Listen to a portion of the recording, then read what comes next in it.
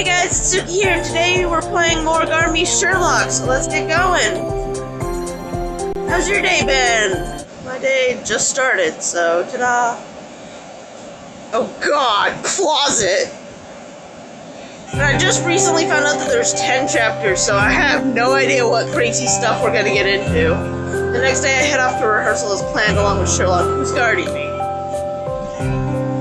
Afterwards we meet up with John, who has just finished work near Audrey's apartment. Is that where Audrey's flat is?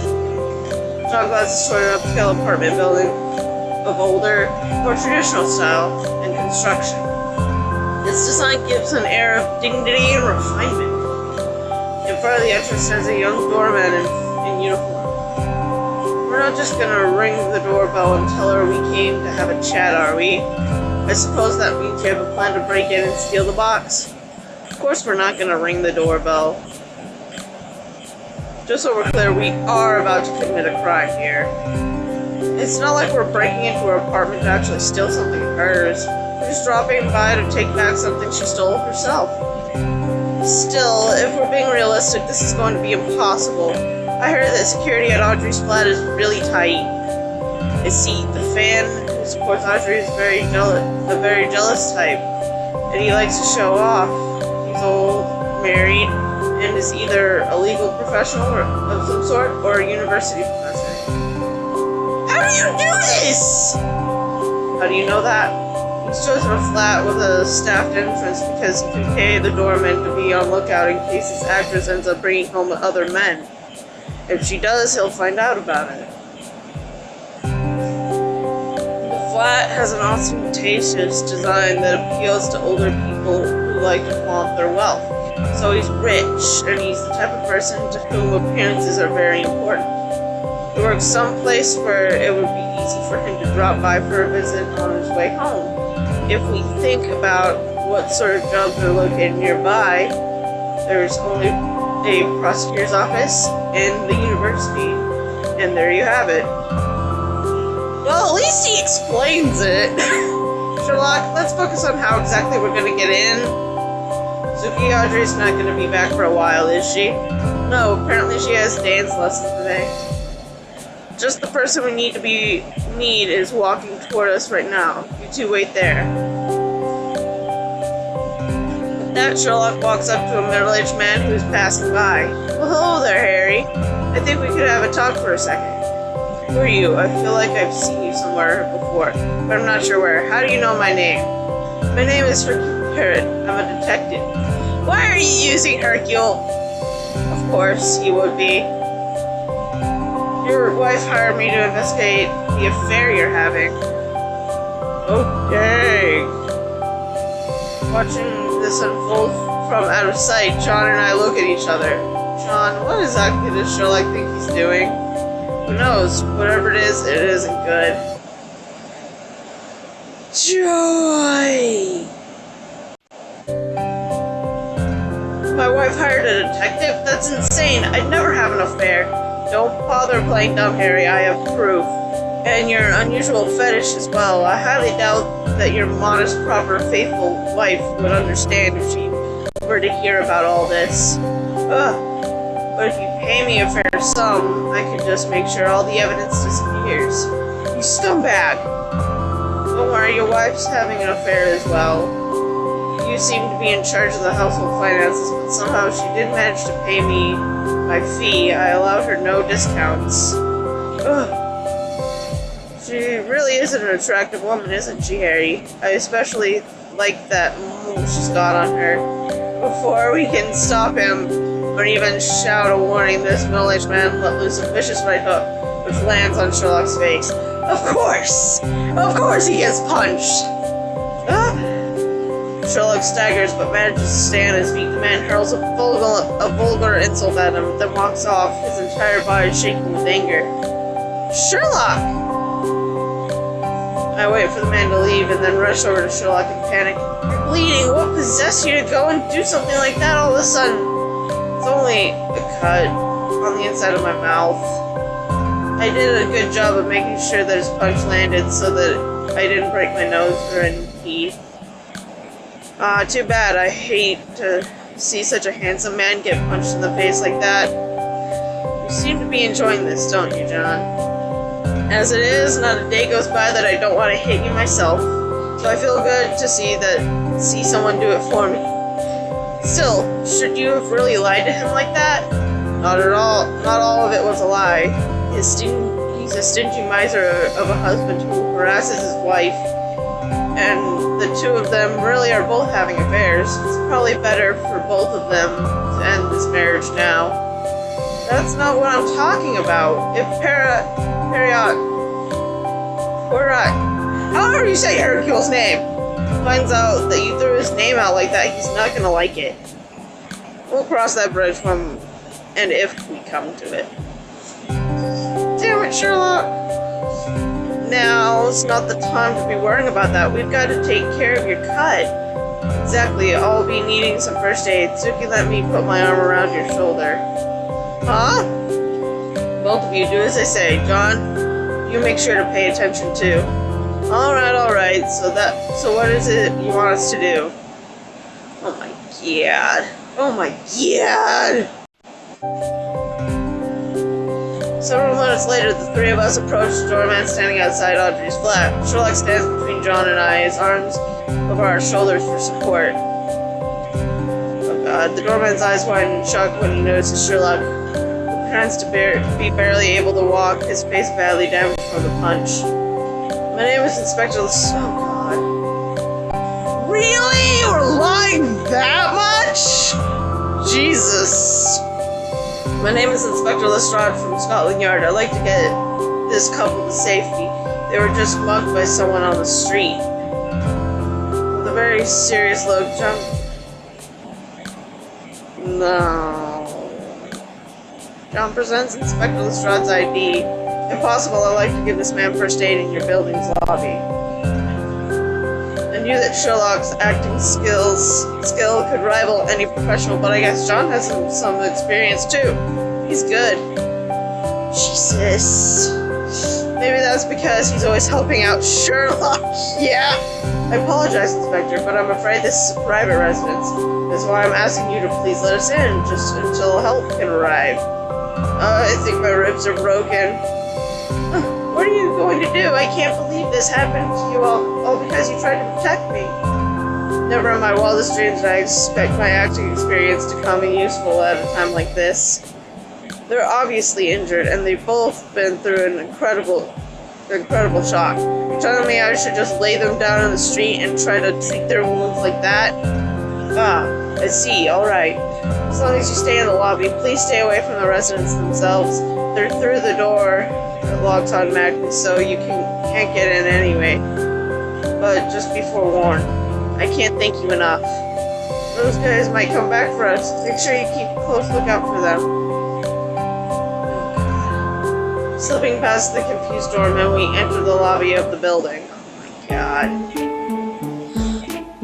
So what now? There's a door with an automated lock between the lobby and the residence. That won't be an issue. Of course, Sherlock, it won't be an issue.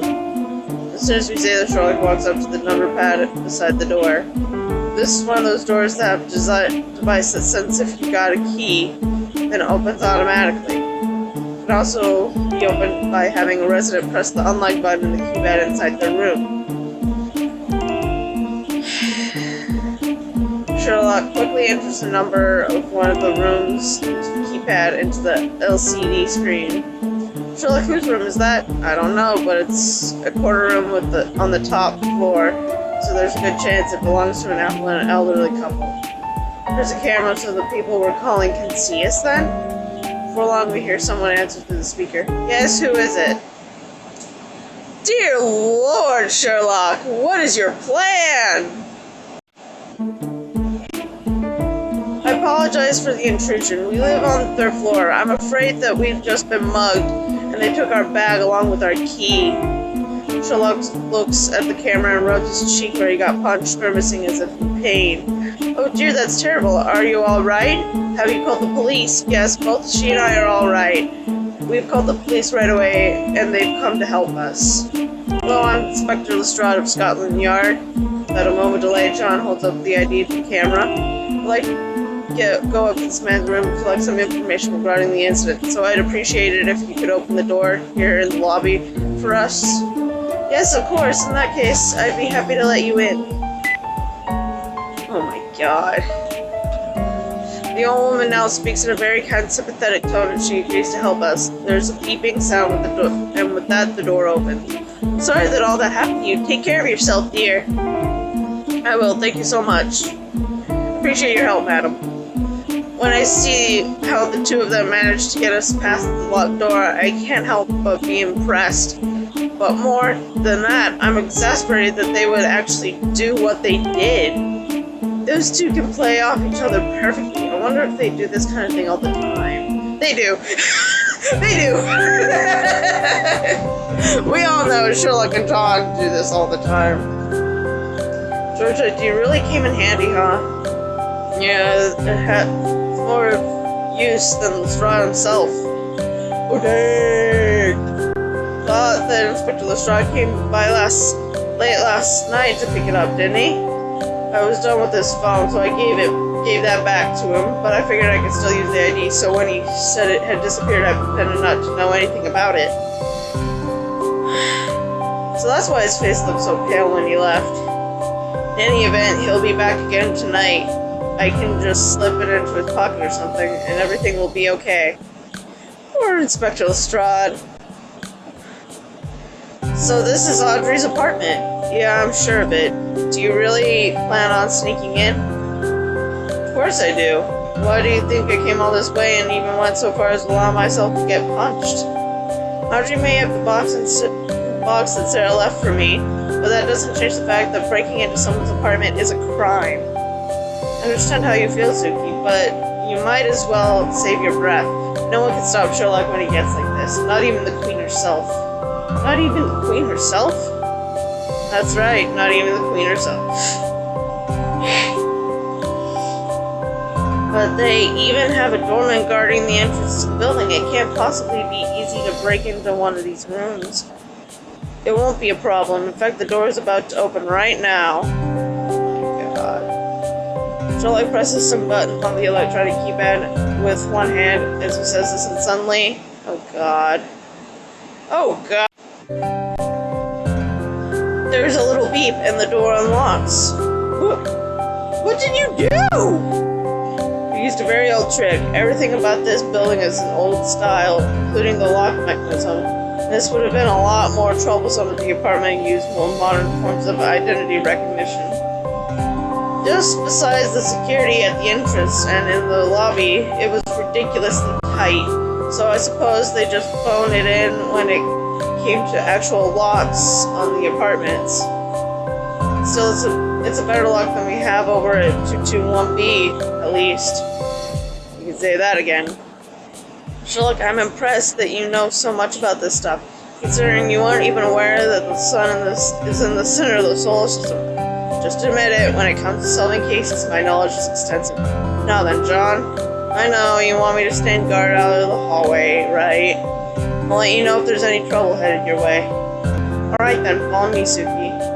You want me to come too? I mean, I don't know what the box from Sarah looks like. I doubt it'd be much use. Cat. There's a kitty cat! There's a kitty cat! Gigi! She's so cute. I hope you saw her. I don't know what it looks like either, but you knew Sarah at least. We don't have much time. Let's go. Oh, wait, Sherlock! He takes my arm and pulls me along with him into Audrey's room. Oh, Jesus. This is a nice flat. I'm entering someone's room for the first time. And they're not even around. It feels weird. Sorry for the intrusion, Mom. Don't mind us. Feeling sort of sheepish just walking in like this. I can't help muttering a bit of an apology. In contrast, Sherlock strides right inside and quickly surveys the room. The box is most likely sitting right here until last night. Slowly and deliberately, Sherlock points to a spot on top of the dresser, as if there can be no doubt that this is where it was. How can you tell? Judging from Audrey's personality, she most likely stole that box from your dressing room because she was attracted to its design. It's likely the box has an elaborate appearance. If she liked it enough to steal it, she wanted to put it somewhere where she could look at it every day. There's a suspicious empty spot on top of the dresser that seems out of place. The spot where the box seemed to have sat hasn't been cleared in about 2 weeks. So she started to worry after we called her last night and decided to play it safe then. She hid it somewhere else by nature. Audrey doesn't trust other people, and she tends to be very wary of potential danger. She also knows how to turn a situation to her advantage. We can tell that because she works part-time cleaning hotel rooms in order to make absolutely sure that she has money. This, in spite of the fact that she has a fan who ensures her financial stability. It would be safest to keep the box on her person, but I don't think she would ever risk bringing it with her to the theater. The box has to be here in her room. Judging by the somewhat dirtier spot on top of the dresser, the box is 4 by 8 inches. You look in the kitchen, I'll start the living. Suddenly Sherlock stopped speaking mid-sentence. Joy! Well, that's all for this episode. We'll find the box in the next episode, hopefully, and figure out what the hell is going on. Anyways, I hope you guys have a good day, a good week, and we'll see y'all in the next episode. Bye!